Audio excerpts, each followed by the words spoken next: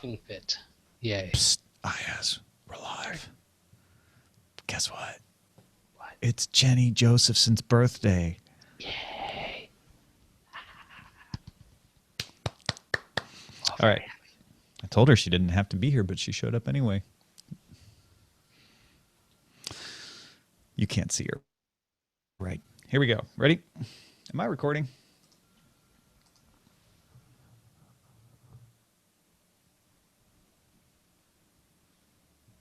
If you would like to donate to the Daily Tech News Show, simply go to dailytechnewsshow.com/donate. Donate via Patreon monthly or just once via Bitcoin or PayPal. If you want a t-shirt, go to slashloot.com. Thank you. This is the Daily Tech News for Wednesday, 18th, 2014. A very important day because it's our producer, Jenny Josephson's birthday! I'm Tom Merritt. Joining me, iyaz Akhtar, Senior Associate Editor at CNET.com, podcaster on the GFQ Network, and I'd like to say my pal. I would like that for you to say is truth. Is it true? It is true. Pal? It is. Okay, then yeah, it's my pal Tom. If you'll accept my offer to be I your will pal. I'm also going to say happy birthday to Jenny. So happy birthday. Yeah, that was awesome. It's going to be a fun show. Got lots of cool things in the show today. A report from one of the listeners in Helsinki who does their own tech show. Let us know a little bit about Slush Festival. Got a report from Australia from another listener. But let us start off with the headlines. Mac Rumors passes along the Financial Times story that Apple will put the Beats app into iOS, making it a default app on every iPhone and iPad starting early next year, possibly as early as March. Financial Times sources indicate Beats will remain a paid subscription service, and it may even get rebranded under somehow. The Next Web reports Samsung is adding curated video to its Milk music streaming service. Milk Video brings selected clips from the likes of Vivo, Funny or Die, Vice, and more. You can't add video, but you can follow certain providers, and if you register, you can swipe away videos you don't like, so the system learns your preferences. You can download Milk from the Google Play Store, but it only works on Samsung Galaxy devices. Well, my mom always put in Milk to help me sleep, a little curated video. I don't know. I guess this makes sense for Samsung. Makes Galaxy owners happy and locked in and wanting to keep upgrading Galaxy phones. Drink your milk. Yeah. If you're a Galaxy owner, drink your milk. All right. Our next story comes from Anders, who sent us a report from Slush about Jolla. Hi, Tom and everyone. This is Anders, the Danish technology radio program host. I'm actually here at Slush in Finland. You talked with Patrick Basia about that conference yesterday, and I can tell you it's quite a big deal, at least here in Northern Europe and especially in Finland, of course. They claim almost 14,000 visitors and hundreds of startups and lots of investors, and a great conference actually. But the reason I wanted to talk to you about that was the fact that Jolla, the company that spun out of Nokia a few years back and are producing the Sailfish OS and the phone, they just announced a tablet. Yesterday it was Nokia announcing the N1 tablet, and today Jolla announced their tablet. I don't believe it has a name, but it's an 8-inch tablet which they have already funded on Indiegogo, so looking forward to see what comes out of that. Anyway, just thought I'd mention that. I'm of course here reporting for my own program, but thought I'd give you a tip as well because I listen to the D10S podcast every day and wanted to give you a tip. Keep up the good work, and I look forward to listening to your shows in the future as well. Hey, thanks, Anders. That was fantastic. Really happy that you sent that, and you can hear the crowd in the background. Makes you feel like you're at Slush. He's right. Jolla Tablet soared past its $380,000 crowdfunding goal in a couple hours. It's on its way to $1 million. It's above $750,000 right now. Other specs on the tablet, it's 8 inches, like he said, 2048 by 1536 display, 1.8 gigahertz quad-core Intel processor, 2 gig of RAM, 32 gig of storage, 5-megapixel camera, and Jolla expects to start shipping in Q2 2015. Now, it started at $189, but it shot through those, and they had a couple of levels for backers. Right now, if you back it, you can get it for $204. So it's still cheaper than the N1 for an 8-inch tablet. Sailfish. Way to go. That's the OS. TechCrunch reports that BitTorrent announced it's going to move its Sync cloud storage product out of beta in early 2015 as Sync 2.0. Free users will get an upgraded interface, syncing, and apps. A new Pro tier will be added for $40 a year that gives users access to very large folders, control of the permissions and ownership, automatic sync, and priority tech support. If you're using BitTorrent Sync, you probably don't need tech support. After Sync 2.0 launches, BitTorrent plans a mobile app to make it easy to send and receive large files. Yeah, I've got it installed. I've been playing around with it, but I haven't really stored anything essential there. So unlimited storage for free and then only $40 a month giving me all this other stuff on top of it. This is starting to look pretty attractive, especially because of the encryption being better implemented on the BitTorrent. It's more of a Spider Oak type of implementation as I understand it anyway. Nifty. And Gadget reports Nielsen will begin tracking viewership of streaming video services Amazon and Netflix next month. The system identifies shows by their audio. Now, this data could prove useful for companies who sell shows to Netflix and Amazon. You may think, well, why do they need ratings? They don't sell ads. The folks who are going into deals with Netflix and Amazon never get to know how many viewers the stuff they sold got. Neither company shares viewership data, which makes it hard to know how valuable any particular show might be to the services. So this will help them make better deals. It could also mean stuff disappears from Netflix and Amazon, but that was going to happen anyway. Just different stuff, I bet. It's got a good side and a bad side. And here's some good news about Netflix as well. Netflix officially announced today it's going to launch in Australia and New Zealand in March of 2015. CNET reports, CNET, good site, reports the price hasn't yet been set, but Australians will be able to sign up for a free 1-month trial, then choose from 3 pricing plans. New Zealanders and Australians can sign up now for updates at netflix.com/global. Finally, you can rest your weary VPNs. Australians and New Zealanders. And Engadget reports on China's Meizu unveiling the highest screen resolution in the current smartphone market in its new MX4 Pro, the follow-up to the MX4. Has a 5.5-inch 2560 by 1536 resolution, which they call 2K Plus. Get your buzzword bingo cards out, folks. 2K Plus. Now, put a token there. Phone also has a fingerprint reader called M-Touch and high-fidelity audio that Meizu called Retina Sound, which sounds like it might be bad for your eyes somehow. But it just means high-fidelity sound. It's 32-bit digital audio converter from ESS and a TI OPA 1612 amp, so supposedly really good sound. Comes to China December 6th for 2,499 yuan. That's about 410 US. That's the 16 gigabyte price. And then the max price for the 64 gig is 3,099 yuan, and that's about 510 bucks US. Retina Sound. Retina that's my favorite. Sound. I'm gonna start using that as a catchphrase. Like that's Sounds so so great. good you can see it. Retina. Okay. Anyway, more seriously, GigaOM reports that British telecommunications regulator Ofcom will free up spectrum in the 700 megahertz range for mobile broadband use by the start of 2022. The range of spectrum is used for 4G LTE in the US and Asia. In the UK, free-to-view digital TV and wireless broadcast microphones currently use the 700 megahertz band. They're coming for you, microphones. Take away your bandwidth. The Queen. The Queen's going to take it away, technically. Time now for some news from you. These come from our subreddit at dailytechnewsshow.reddit.com. Thanks to everybody who submits stuff in there. It helps us put together the headlines every day. And I always like to call out at least a couple, and today I got 4 of them. Hurmoth submitted the Ars Technica report that the U.S. Senate only got 58 out of the 60 votes it needed to pass the USA Freedom Act, which would have placed limits on NSA surveillance. Bulk phone surveillance would have ended. Data would have remained with the phone companies and only be able to be searched by request with specific terms. That's not going to happen now. It would have also added a privacy advocate to the secret FISA court. The bill was supported by several civil liberties groups and law enforcement agencies and James Clapper, the director of the NSA, but they still couldn't get those last 2 votes. Not to be confused with James Clapper, ShamelessTub passed along a BBC report about Tony and Jan Jenkinson, who had a bad experience in a hotel in Blackpool, England. Now, the elderly couple posted a negative review about the Broadway Hotel on TripAdvisor. The hotel then charged the couple 100 British pounds on their credit card for the bad review per hotel policy, which Mrs. Jenkinson didn't read because she wasn't wearing her glasses. The UK Trading Standards Council is investigating whether the hotel is in violation of trading practice regulation. Oh, I put my glasses on now. I can. Yep, it says right there.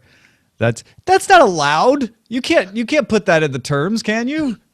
I don't know about how the laws work over there, but it shouldn't be allowed. No. And then putting it in the fine print like that is just even nastier. Okay, folks. In the latest episode of The Wire, Ann Cradu pointed out the Ars Technica article that Baltimore Natural Police withdrew evidence from a court case against a 16-year-old robbery suspect rather than reveal how information leading to an arrest was obtained. Baltimore Circuit Judge Barry G. Williams asked Detective John L. Haley how police located the suspect's phones. Detective Haley cited a non-disclosure agreement prevented him from revealing the information.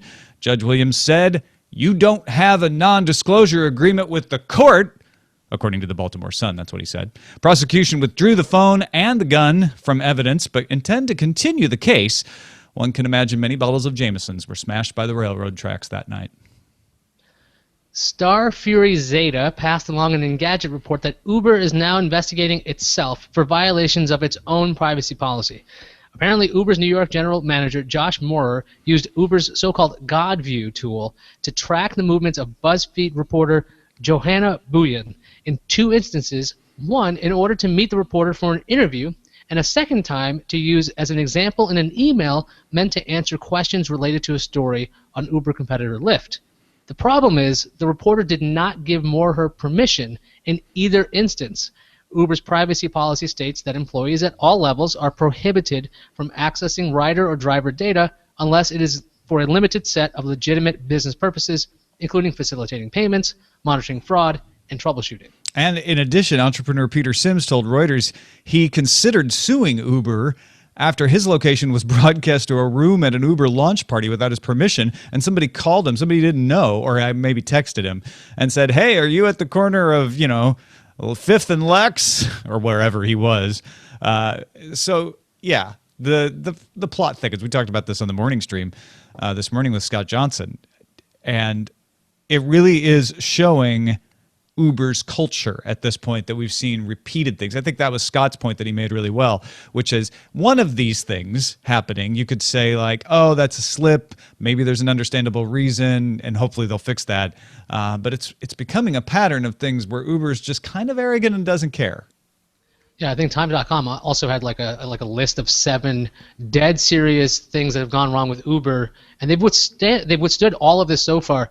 I don't know how they're managing to pull it off. I mean, I know the service is convenient. We know that convenience usually wins a lot for lots of things, but this kind of thing is not going to go well because you got a very connected audience, and you can share all kinds of information and go, this can't stand. Yeah, and Big Jim in the chat room asks a really good question here. He says, is it possible they're just trying to provide better customer service, better in all caps? Absolutely. If this was the only story, you could say, okay, God mode is great. God mode is good. Let us thank it for our Uber ride. But it needs to be restricted, and maybe they were a little loose with who could see it, and somebody put it on in a party, and they shouldn't have, and hopefully they got disciplined for that. Because the fact that it exists at all, I think a lot of people are like, why does that exist? Well, there's many reasons why it should exist, right? As a sysadmin, you would want that to be able to see that all the cars are on the map and be able to troubleshoot and find out, well, wait a minute, did that ride actually happen? Let me go through the logs, etc. But it shouldn't have been accessed by executives, really? Like, maybe one executive, but not most of them. It shouldn't have been accessible to a guy who just wanted to look up some stuff to help a reporter out. That's not how that should work, at least not without asking her, hey, do you mind if I go to the person? Like, that should be really locked down and available to very few people who only have a very good reason to have it. And the fact that it was not combined with the other things that we've been hearing and finding out about Uber makes you want to say, okay, well, this isn't just a one-time thing that was blown out of proportion and misunderstood. It's starting to look like a pattern of behavior. Well, that's a look at the headlines. You ready to talk about Apple Watch? Absolutely. Yeah, so WatchKit was released yesterday. As we mentioned yesterday, it lets you do extensions for iOS apps. They'll have native apps for it later next year, but it allows you to kind of make an applet, if you will. You have to have the phone available. things like dates, times, and timers can be done on the watch, but everything else has to be done by the phone. You can add pages to the glance screen. The glance screen is the one that gives you all the info on one screen. There's nothing interactive except tapping on it to take you to the full app. And it can do notifications. So that puts the app icon, some brief info there. And here's one of the interesting things in that Verge story that you sent over, iyaz, from Ross Miller. It has something called a short notification and a long notification. So if you get the notification and then you put your wrist back down, that's all you get is the brief notification. If you hold it and it can tell, like, oh, he's looking at it, you get the long notification, which gives you more info. It's scrollable and adds some custom actions. That's kind of nifty. Yeah, it's one of the biggest things about Apple in general in the past, I don't know how many years, has been the intuitiveness of it, of their products anyway. And it's supposed to be something you just understand. Like the iPod click wheel made a lot of sense to a lot of people. This kind of thing of, well, how do I see more information? Long glance makes a lot of sense. But a lot of the stuff I was reading about the Apple Watch and through WatchKit and how it should be, it seemed really kind of un-Apple-like when it came to how friendly it's going to be, because we've got all kinds of things, including like no custom gestures. So if you have any kinds of apps, you can't just simply have your own custom gesture. Let's say to like draw an L for lift to pick you up or something like that. They're locked down to these up, down, left, right kinds of things. What do you make of how locked down this seems? It's typical Apple, right? To say like, look, we're not going to allow you to have a bunch of gestures. We're not going to let you customize this. We want people to know how this works, and it works the same way every time.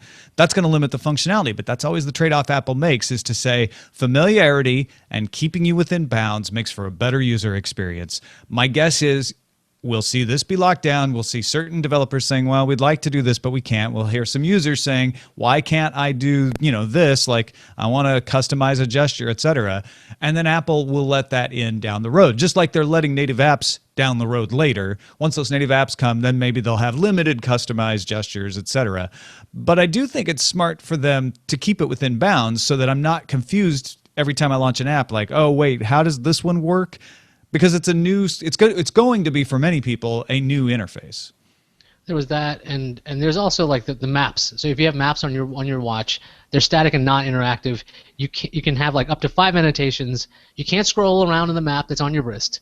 The map snippet's only as big as the display itself. Tapping the map will open up the Maps app, I guess, on your phone. So this seems like the watch is purely an extension. You've talked about how the apps are going to be running basically on the phone, and eventually have native apps there. It just seems like this also is, I mean, I see your point about Apple slowly allowing all kinds of functionality, but it's not like they're the only horse in this race. There's Android Wear, which probably will be on its like 3rd rev by the time this watch comes out. Do you think the lockdown approach, including something like Maps, which Maps seems like a dead-on, you should be able to interact with this kind of thing, does this seem like Apple's not moving fast enough when they're going to introduce this thing? Well, not having a watch yet was criticized as not moving fast enough. So yeah, I mean, they're definitely moving slow. The bet is that even at $350 for the cheapest one, that Apple can pull off the same thing they did with the iPhone, which is, hey, Apple wasn't first to the smartphone race. They were way behind.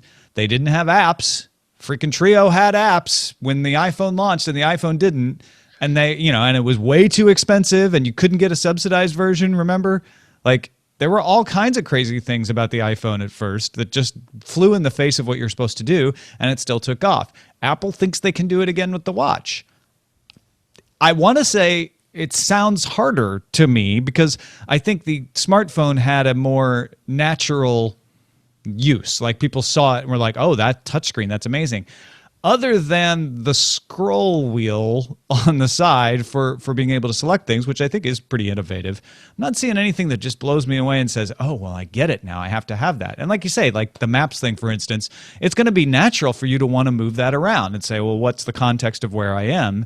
And if you can't do that, people are going to get frustrated with it. And I know why they're not doing it. They're not doing it because the performance will take a hit, because it has to pull that map from the phone, which is already pulling it from a server, which means it's going to take forever to scroll around. It would be a bad experience. I understand that, but people are going to want it to work the way they imagine it will work. It's funny, as I was going through this list and talking to you about it, and when we're talking about these particular limitations on the watch, I'm thinking about the number one criticism of these smartwatches is how often you have to charge them. And I'm actually starting to think, I wonder if this is about performance. Yeah. Getting more battery life out of this, because if I can't watch a video, because you can't watch videos on this, you can have a animated like GIF style kind of information given to you. If you can't scroll around on maps, if you're not constantly pinging your phone back and forth, you're not having this ridiculous amount of processing power going on the watch, which I believe Tim Cook has kind of tipped his hand and explained.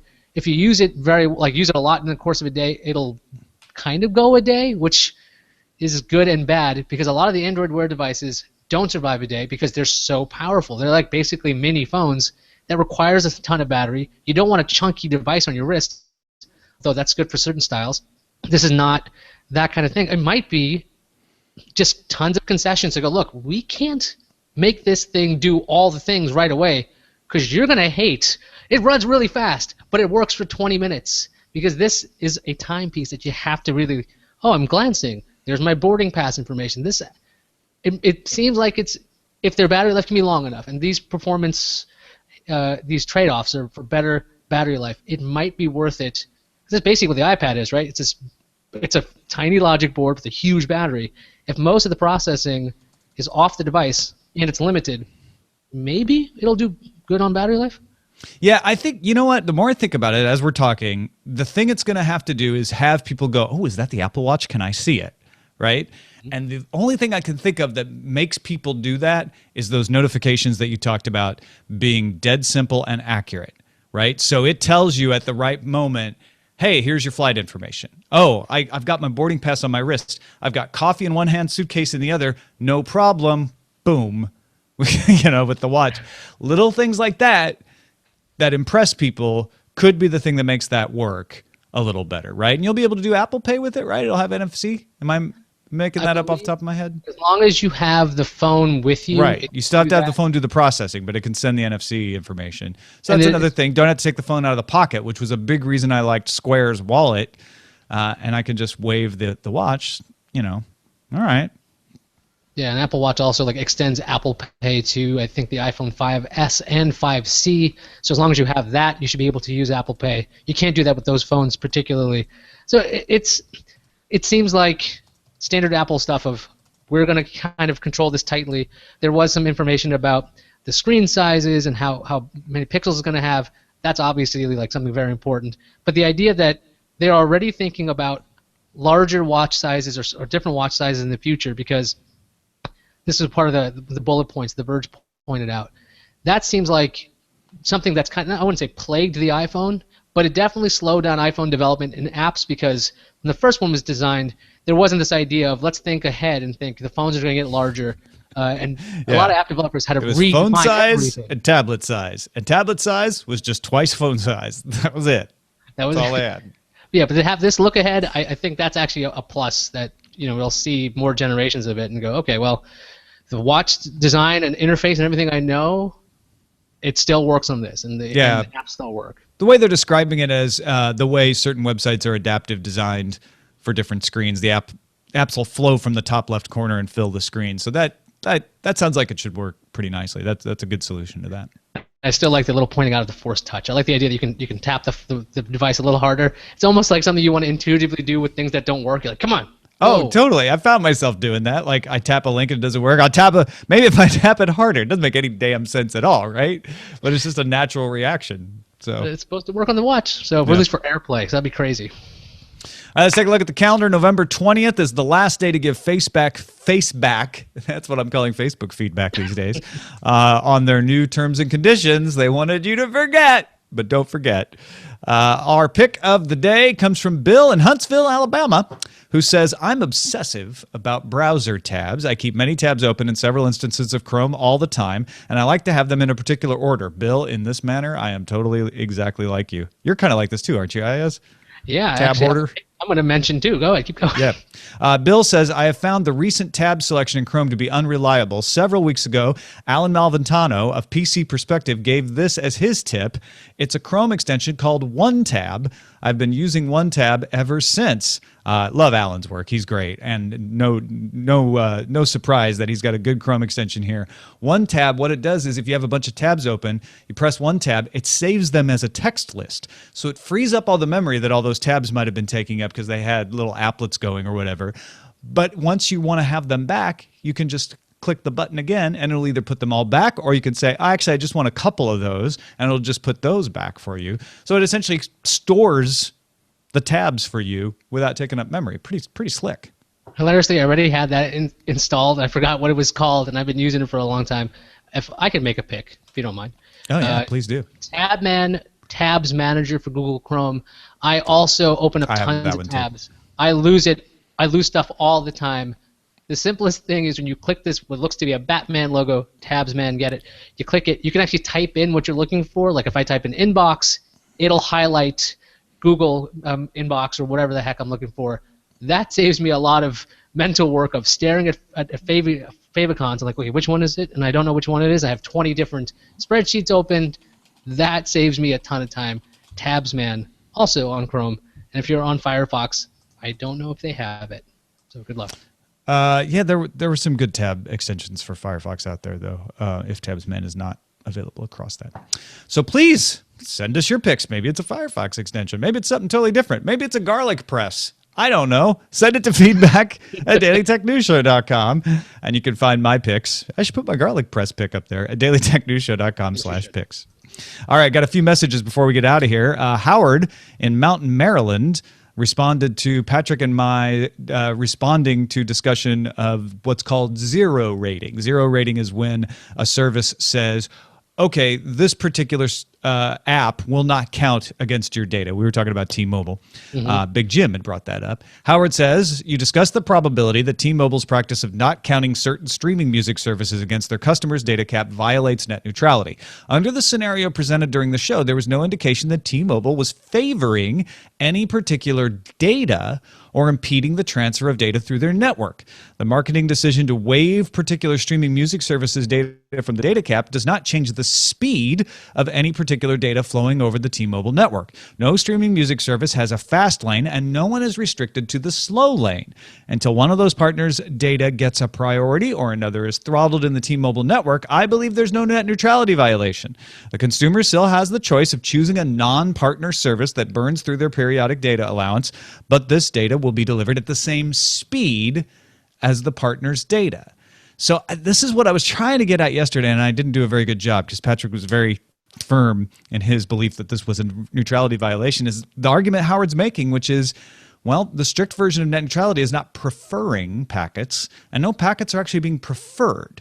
It's more of an inducement. It's like a subsidy saying, like, look, we're not going to slow down or speed up any packets, but these packets are going to be more attractive because they won't count against your bandwidth cap. Now, some people still argue that, as Patrick did yesterday, that's a net neutrality violation. Howard makes a good case that it's not. Iyaz, do you have an opinion on that sort of thing? Yeah, I was thinking about this, and I think the word inducement is interesting. I think almost it's incentivizing you to use these services over other ones to not burn through your data, but then again, you do have the right to do whatever. Now I'm going to go and date myself a bit much. It reminds me of like taxes. It's like you can have a lot of behavior that's incentivized for you to do certain things. You don't have to do it. And there's nothing stopping your free will from doing these other behaviors that won't give you tax savings. Same thing with your data cap. If you're going to go, well, I can choose to use a brand X who I'm going to burn through data, and I'm willing to pay for that. I'm going to pay $70 a month at T-Mobile and have unlimited anyway and use whichever service. It doesn't make a difference. I don't have a data cap. It's incentivizing you to behave a certain way if you're going to be using these plans. Then T-Mobile will be like, listen, if you don't want to use that, we have this other option for you. So I don't know if it's a net neutrality issue more as incentivizing behaviors, which isn't necessarily, it doesn't necessarily violate, but it's very close. It's like it's kind of on the line. I think it's not a violation, though. Yeah, I mean, I guess you could make an argument that it could be a violation if you are at your cap, then all the other packets are being blocked, but they're not. They're actually, you just get charged more for those, because usually what it is like, oh, if you go over your cap, then you get charged an extra. Because everything is going to be throttled though at that point. Now, Theo from Brisbane has been dealing with zero-rated services in Australia, And some of you may say, well, it may be a net neutrality violation, but we should make a law let competition sort it out. For those of you who think that, listen to what Theo has to say. Hi, Tom and Jenny, and hopefully iyaz. This is Theo from Brisbane, Australia. Continuing on the conversation about net neutrality, the example that Big Jim raised yesterday, I've experienced that with my two different service providers. One, my landline provider offered me free access to a couple of different streaming TV services, and my mobile provider offered me free data to Facebook and YouTube for quite some time. In the last year or two, those offers have disappeared. I suspect that's because it didn't really make a difference to customer choice. So people want to watch what they want to watch, they want to listen to what they want to listen to. They're probably not even aware of whether their service charges them for it or not. So they'll just go and listen to it or watch it. And that's my suspicion, that it actually doesn't make a real difference when they do that. It could make a difference if the service is bad for one particular streaming service and better on another. I could see that making a difference. But in terms of it counting against your data caps, I think it has disappeared from Australia in recent time because it really didn't make much of a difference. Keep up the good work, and thanks for putting on a great show every day. So there you go. If you're one of the people who thinks, well, T-Mobile's still privileging certain packets because they don't charge for them, Theo says, might not really matter, because maybe this is the kind of thing that people just don't care about. There was a lot of music services that were tied to carriers for the longest time, and those things didn't make a difference, even to phones. Remember that? Yeah. I think Nokia had them. It didn't necessarily do anything. Verizon had that Vcast service. Yeah. So this is just a different take. We'll see how this, just all susses out after a while. Yeah. Well, that is it for this episode of the Daily Tech News Show. Big thanks to as always, to the listeners out there. But great stuff from Theo, from Anders, from Howard, from Bill. We really love getting your contributions when you can give them, and really makes the show better. So super appreciative of that, and always appreciative of you, Mr. Iyaz Akhtar. I know you're a busy man running that homepage and all the other stuff you do over there at CNET.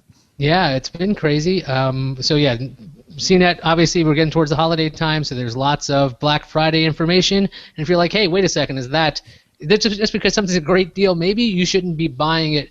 We've got tons of reviews. We've got the smartest people working in the reviews section, and they know their stuff.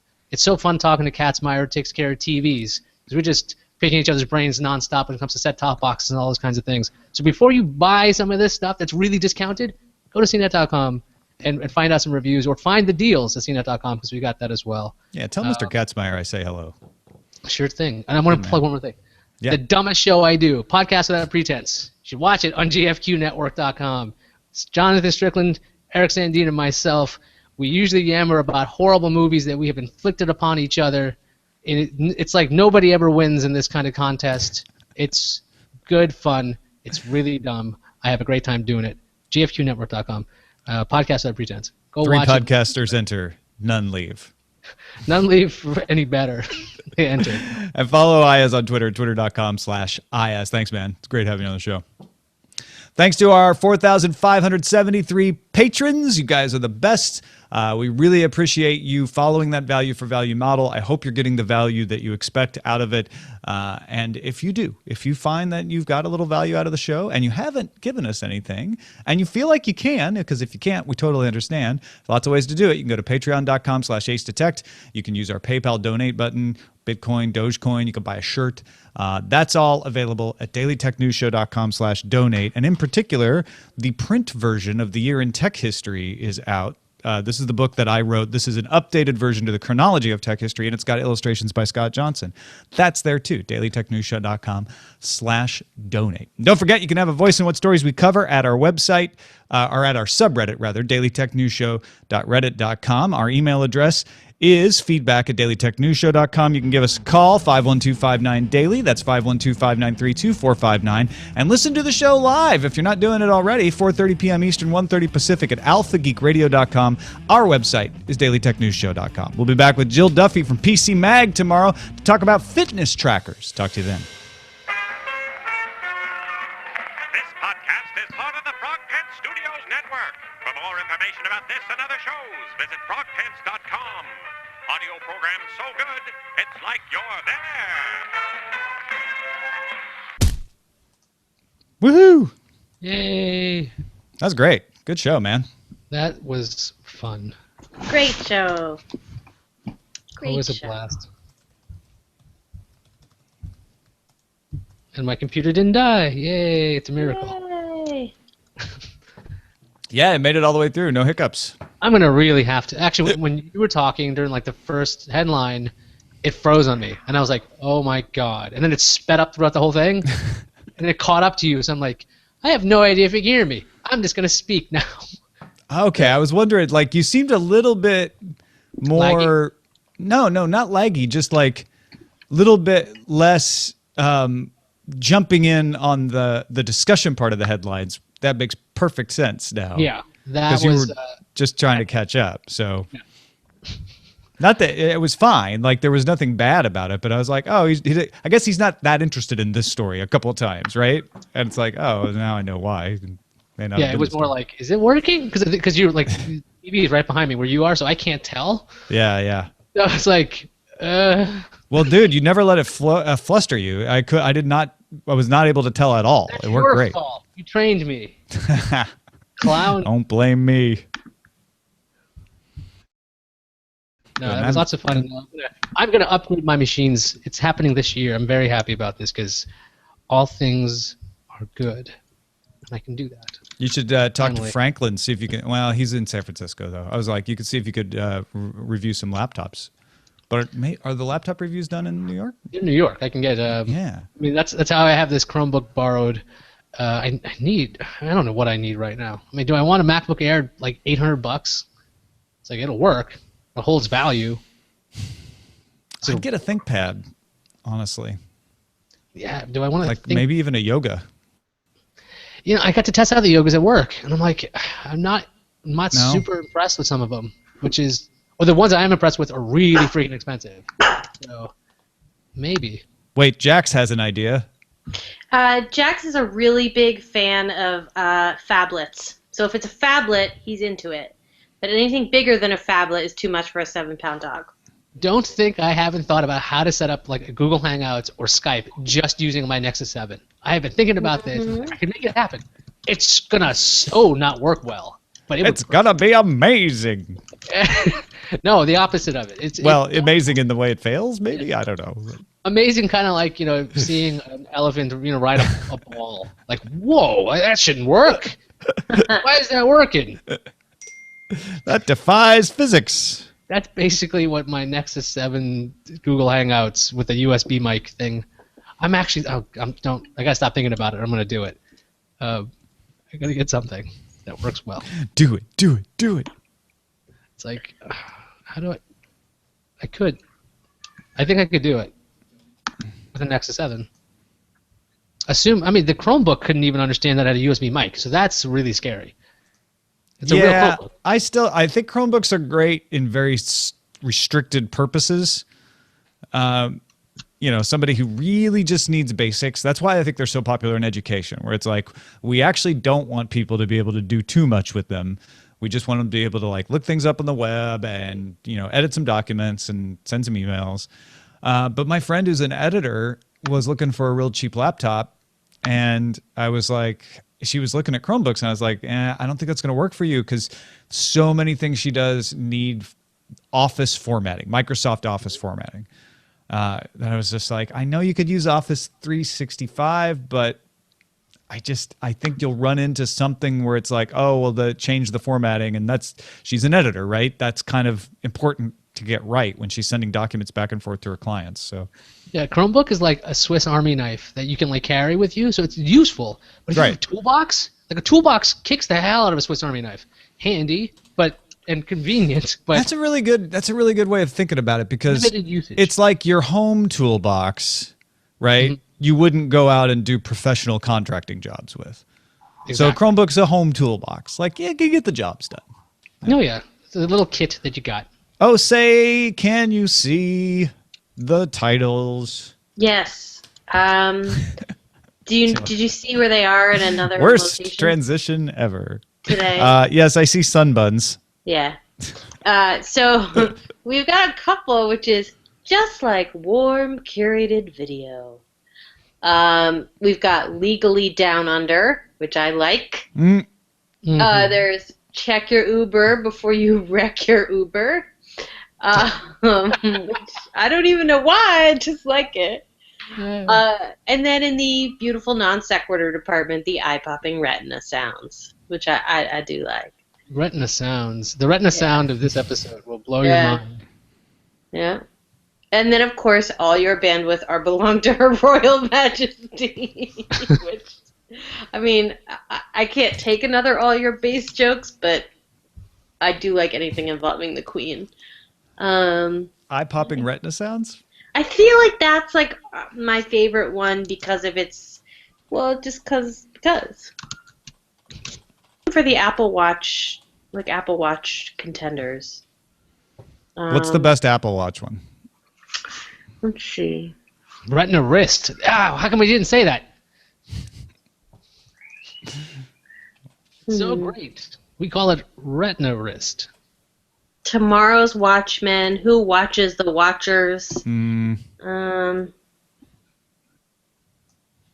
than that, I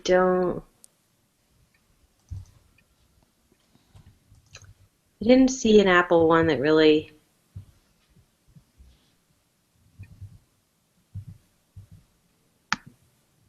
Yeah, iOS bloat. I don't know.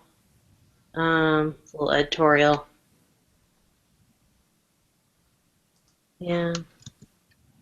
All right. I like eye-popping retina sound. I mean, sometimes it's just gonna go with the blatant non sequitur because they did. I mean, we had a little fun with that. Mm-hmm. Yeah, the iWatch discussion was. Oh, the iWatch, let's call it that. The watch discussion was just like we were just talking if we had coffee. Like, hey, what did you think of this? Oh, I did think of this. It's like just like warm, curated video. Nice tall glass of Samsung. That I drink in the morning. With honey. Don't forget to leave out some Samsung with the cookies for Santa. I'm guessing Samsung has done some calculations on the loss leaderness of milk and still figures it's worth it, but I don't get it. Like, why? I mean, I like the idea of a video service that you can kind of like a Pandora video kind of thing. Like, oh, I don't like this. I'll watch more more stuff. Oh, sure. No, I get that. And if it was like, hey, Samsung has made it available for everybody and there's more customizations if you're using the Galaxy phone or something like that, it would make perfect sense to me. Like, get people hooked on something good and then give them a little something extra if they buy your phone. But this sort of like, you can only use it if you have a Galaxy phone really cuts down the number of people you need to make something like that successful. I wonder if it's because of the negotiating the rights from Vivo or something. Like they're like, we know how many Galaxy devices are out there. Yeah. We know this is the percentage of milk users. So we're only going to pay you $5 a month. Yeah. For the rights. Might keep the price down. There's also the idea of the testing phase, right? Like, will it work? Will it fail? Will the service crash? Because they did that, I want to say their watches were supposed to start that way. And they're supposed to be open eventually. Yeah. So eye-popping retina sound, is that what? Yeah. Mm-hmm. Eye-popping retina sounds. The new album from the Beach Boys. Wouldn't it be nice if your phone was 2K plus? The only release this episode is like the picture of the waveform in really high res. Oh, metal freak. Milk does go bad really quickly. Good point. What's the best before date on Samsung's milk? To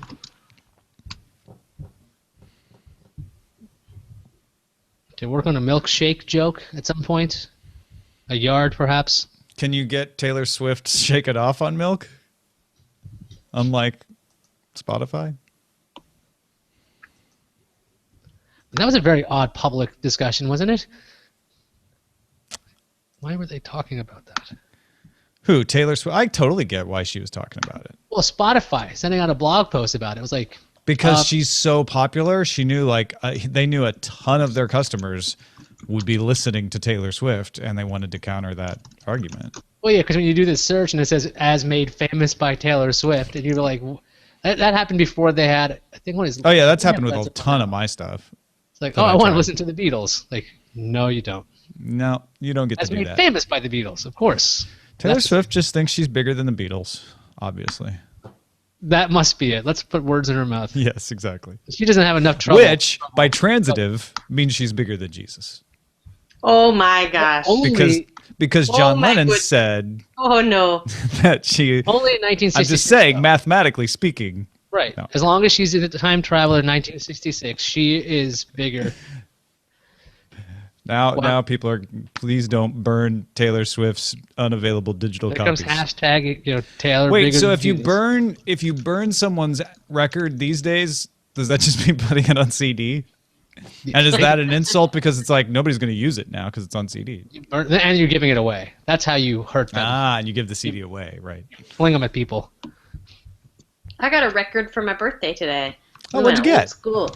It's a record of Gene Kelly, actor, dancer, singer Gene Kelly. Love Gene Kelly. Reciting children's stories. Oh, that's amazing. Yeah, I saw it at the farmer's market. Someone was selling it, and I didn't buy it because it was like a little expensive. And Matt went out and found it on eBay, and I was like, Good "This is the man. best thing Good ever." husband. I know. So now I need a record player because I don't know a way to play records. Oh, you don't have a record player? I had this amazing. My dad got these amazing little mini Volkswagen. Have you ever seen these with the record needle in the bottom, and the car drives around the record? Oh yeah. Like that is the classic tool that my dad has, and he has this giant front foyer of toys. And I thought I had one, so I thought I could play it, but I can't find it. So Well, bring it over next time you come over. Bring it. I've got a record player. that is awesome because I now have probably enough records that it's worth also just getting a basic one from Best Buy, which I think they still sell. They do. I know. I saw them last time I was there. Yeah. We're actually doing reviews of turntables now. I've seen that, and and it's doing well. So people are still. So if you want to find, this is not a plug so much as it's true. Justin's testing them, and I'm like, wow, is that a turntable? It's like, yeah. Let's see how it goes. Now lots of them are USB now too. Yeah, So that I digitize like. stuff. I like that idea. Is being able to digitize records because my mom and dad had a great record collection, and dad still has his. They're there's a whole wall of lining records, so it's worth having.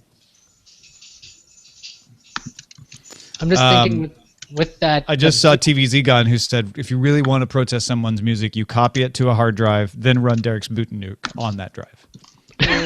That's just hating people. Gone. I'm just thinking that you took a bunch of vinyl records and you kind of made racetracks out of them and had this beat. You'd have the most awesome sound going, this analog mashup thing. Oh gosh, that's a YouTube video waiting to happen. That should happen. I bet my boy would love that if he saw that happen. Make racetracks out of this and find that record player. Oh yeah. I gotta do some stuff. How do you cut records though, too? And not by getting a contract get them on. to get it to jump from one record to another record. Yeah, from groove to groove. You gotta have some kind of bridge, a bridge from song to song. This is working pretty well. If there's a way, I will learn it.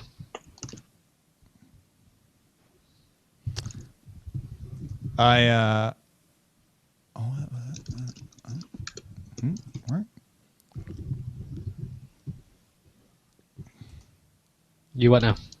I don't know. Did you forget to hit record? Yep. Yeah. Percent uploaded, and counting and rising.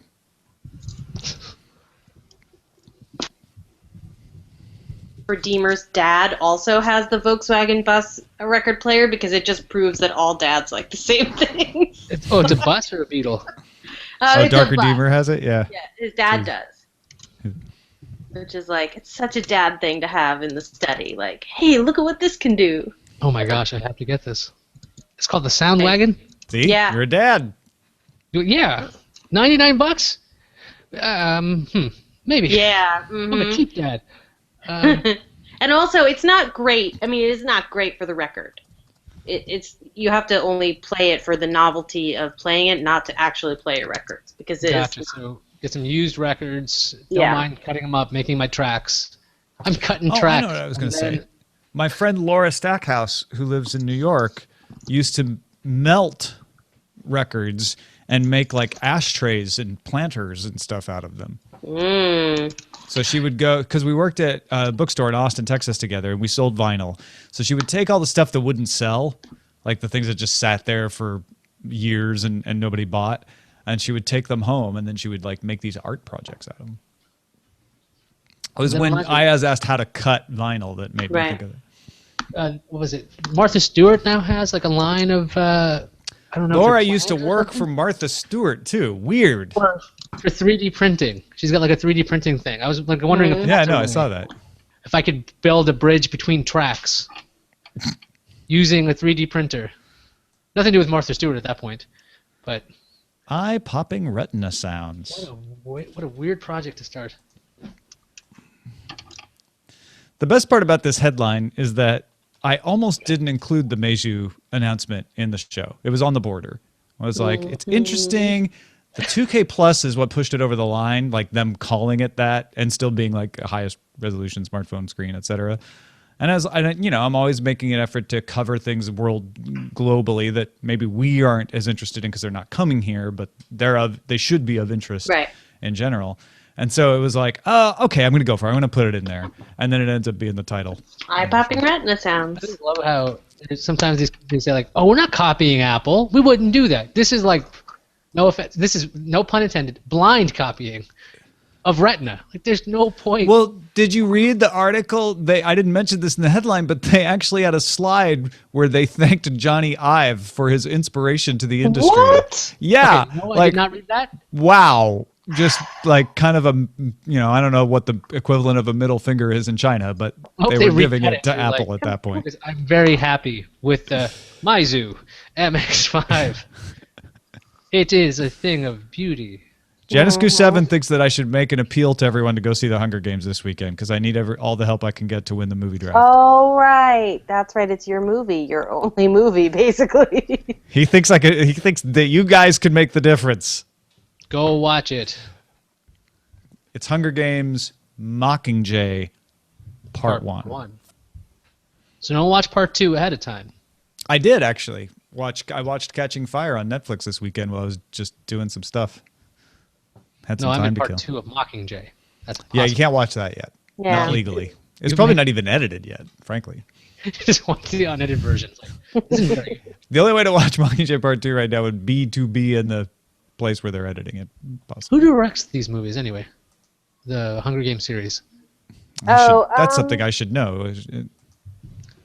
It's a really it's a really great director. It's Gary Ross. Gary Ross, thank you. Yeah. Okay. Why do I know that? Why would you not? I should know that. I'm occasion? embarrassed that I don't. Why is that an accessible piece of information in my brain? Like, that is just not necessary. Oh, Jax. Jax has been sleeping all day. All right, folks. I got to finish up some stuff. All right, yeah, and I'm out of the post now, Lovely. so thanks, all the video folks. We'll see you later.